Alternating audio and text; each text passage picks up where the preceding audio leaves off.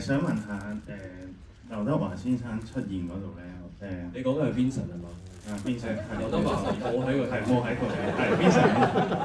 我想問係咪最尾佢係出現係想留個懸念咁樣？因為我最尾嗰度唔係太 get 到咁樣，咁就想會唔會有啲其他意思咁樣？唔該晒。你邊度 get 唔到？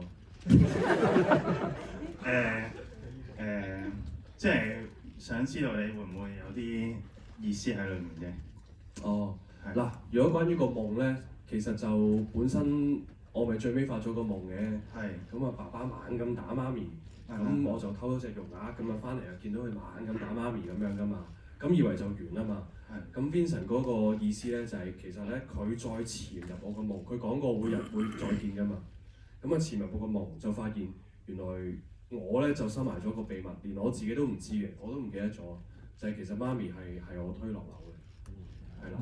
咁至於你話 Vincent 其他意思咧，係咪啊？即係佢啲咁，因為其實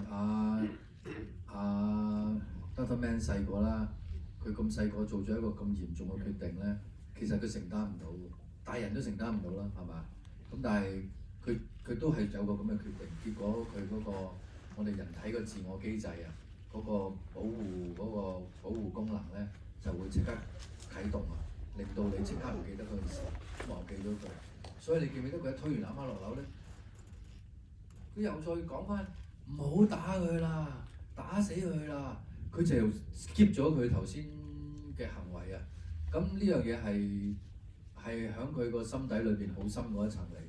咁就係阿 Vincent 走入去，希望可以幫佢揭開最後嗰層，而俾佢可以釋放翻自己。因為每次佢發到呢一層咧，係更加冇辦法記起，直頭唔知道佢自己做過。